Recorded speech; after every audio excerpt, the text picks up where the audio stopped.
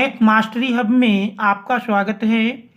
आज हम 29 फरवरी 2024 को संपन्न हुए विज्ञान विषय के संकेतांक 824 आयु को हल करेंगे। इसमें दिया हुआ पहला प्रश्न है। पहले प्रश्न में दिया है खंड आ। पहला प्रश्न है क्या निम्न में कौन सा लेंस छोटे अक्षरों को पढ़ने के लिए उपयोग में लाना चाहिए। तो जिस लेंस की क्षमता अधिक होगी उसी लेंस का प्रयोग छोटे अक्षरों को पढ़ने के लिए उपयोग में लाना चाहिए। तो दिए गए विकल्पों में ऑप्शन ए सही है। 10 सेंटीमीटर फोकस दूरी का उत्तल लेंस। इसके बाद प्रश्न नंबर 2 है। प्रश्न नंबर 2 में कह रहा तारों के टिमटिमाने का कारण है। तो तारों के टिमटिमाने का कारण वायुमंडलीय अपवर्तन है। ऑप्शन सी सही है। इसके बाद प्रश्न नंबर 3 दिया है उत्तल दर्पण द्वारा अनंत पर स्थित किसी वस्तु का प्रतिबिंब होता है। उत्तल दर्पण के द्वारा जानते हैं आभासी सीधा और छोटा बनता है। तो इसमें हमारा ऑप्शन नंबर बी सही है। इसके बाद चौथा प्रश्न है श्वेत प्रकाश को प्रिज्म से गुजारे जाने पर सबसे अधिक विचलन कोण वाला रंग होता है। तो विचलन हम जानते हैं चूंकि सबसे अधिक बैगनी का होता है और बैगनी हमारे ऑप्शन में नहीं है।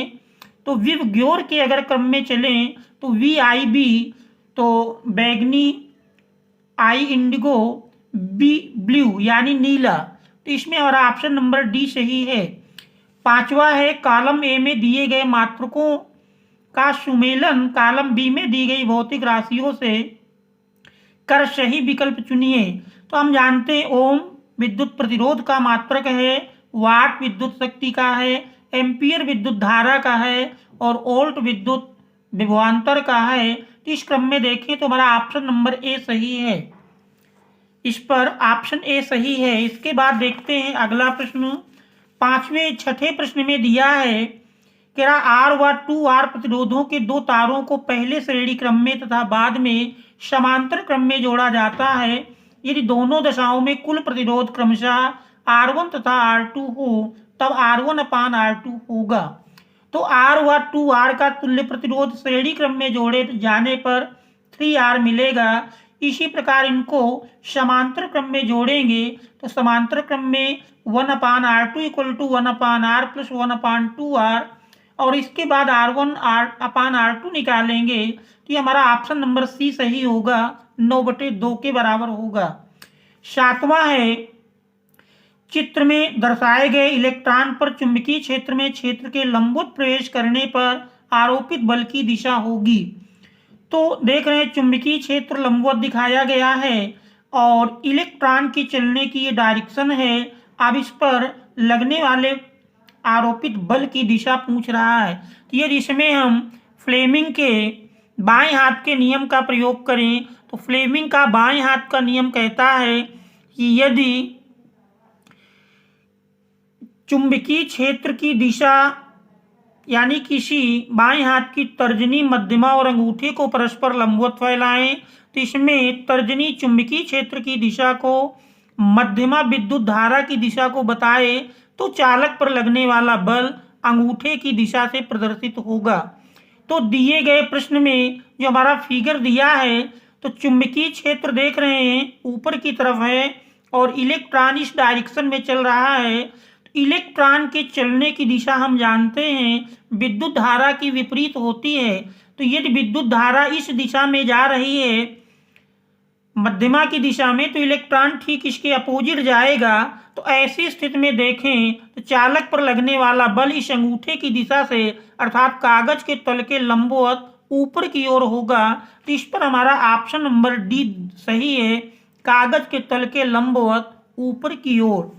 इसके बाद 8वां प्रश्न है। 8वें प्रश्न में 8वें ये हमारे देख रहे हैं सेक्शन यानी उपभाग 2 सब सेक्शन 2 के अंतर्गत है। प्रोपेनल में क्रियात्मक समूह है। तो प्रोपेनल देख रहे हैं एल्डिहाइड समूह है CHO। ऑप्शन ए सही है।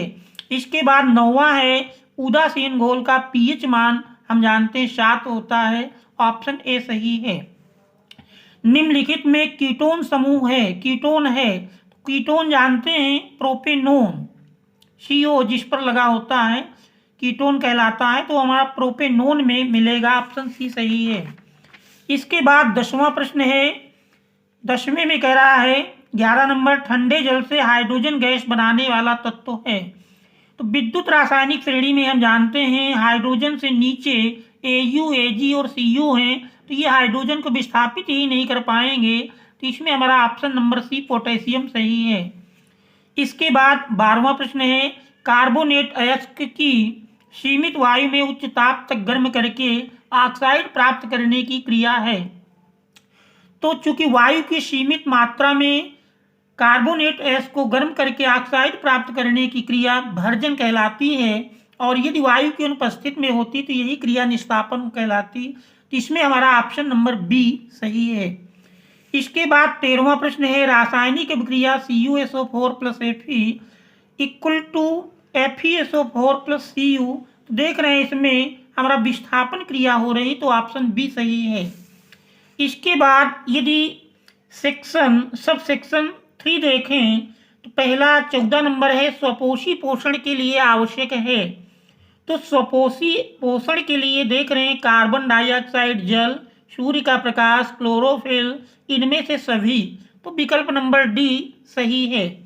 इसके बाद 15वां प्रश्न है, निम्नलिखित में कौन सा पादप हार्मोन है। तो दिए गए विकल्पों में साइटोकाइनिन ये हमारा पादप हार्मोन है। इसके बाद 16वां प्रश्न है, पराग कोश में होते हैं, पराग कोश में परागकण पाए जाते हैं। ऑप्शन सी सही है। इसके बाद 17वां प्रश्न है, पुनरुद्भवन द्वारा प्रजनन होता है। तो पुनरुद्भवन द्वारा प्रजनन हाइड्रा में होता है, इसका ऑप्शन ए सही है। इसके बाद 18वां प्रश्न है, 18वें में कह रहा 2 तंत्रिका कोशिका के मध्य खाली स्थान को कहते हैं। तो 2 तंत्रिका कोशिका के मध्य खाली स्थान को सिनेप्स कहा गया है।